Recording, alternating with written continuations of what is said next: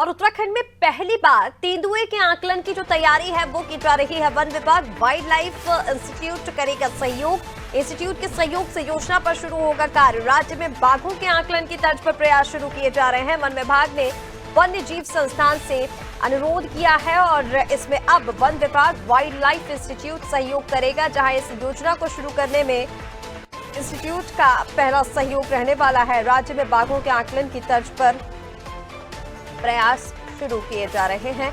और चलिए अपडेट ले लेते हैं। अपडेट के लिए सोनू हमारे साथ लगातार बने हुए हैं। सोनू, सीधा आपके पास आते हुए, पहली बार ऐसा उत्तराखंड में होने जा रहा है जब बाघों के आकलन की तैयारी की जा रही है और इसमें वाइल्ड लाइफ इंस्टीट्यूट की तरफ से सहयोग पहला रहने वाला है, यानी कि शुरुआत अब सरकार के साथ मिलकर वाइल्ड लाइफ इंस्टीट्यूट कराएगा और उसके बाद ये जो प्रयास हैं उसे और ज्यादा तेज किए जाएंगे। क्या कुछ जानकारी है इसको लेकर? देखिए ऋषिका, उत्तराखंड का वन विभाग जो है, वन विभाग का जो वन्य जीव संरक्षण वाले जो अधिकारी हैं वो ये प्रयास कर रहे हैं और ये कोशिश की जा रही है कि मानव और वन्य जीव संघर्ष को किस तरह से कम किया जा सकता है। दूसरा, अभी तक विभाग के स्तर से जो है वो बाघों के जो उसका आंकलन है वो कैमरे से और जो आधुनिक तकनीकी है उसके हिसाब से आंकलन करता रहा है, लेकिन अब पहली बार ऐसा होने जा रहा है जो कि वाइल्ड लाइफ इंस्टीट्यूट के सहयोग से जो तेंदुए हैं उनका भी आंकलन किया जाएगा और ये देखा जाएगा कि कौन कौन से ऐसे वन्य क्षेत्र, वन्य जीव अभ्यारण्य है जिन क्षेत्रों में जो तेंदुए हैं उनकी संख्या ज्यादा है और जिन क्षेत्रों में कम है।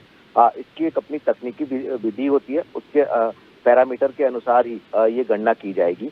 चूंकि फर्स्ट टाइम हो रहा है और अभी तक जो बाघ हैं उनकी आंकलन विभाग के स्तर से किया जा चुका है, तो ऐसे में अब देखना होगा कि आखिर किस क्षेत्र में कौन से जो वन्य क्षेत्र हैं वहां पर कितनी संख्या है और किस वन प्रभाग में तेंदुए जो हैं उनकी सटीक जानकारी वो इस प्रयास से मिल पाएगी। और ये भी माना जा रहा है ऋषिका कि जो वन्यजीव और मानव वन्यजीव संघर्ष है उसमें कहीं ना कहीं इस आंकलन के बाद जो है वो मदद मिलेगी। आए दिन इस तरह के अपडेट्स हम अपने दर्शकों को पहुंचाते हैं कि पर्वतीय क्षेत्रों में खास तौर से जो है वो तेंदुए और बाघों का आतंक देखने को मिलता है और उसके बाद फिर क्षेत्र की जनता में विरोध के स्वर भी पनपते हैं। तो ऐसे में अब चूंकि केंद्र सरकार के संस्थान के सहयोग से वन विभाग ये प्रयास कर रहा है और उम्मीद ये की जा रही है कि जो पहल करने जा रहे हैं राज्य और केंद्र सरकार के विभाग, इसके सकारात्मक परिणाम सामने आएंगे और ये जो प्रयास हैं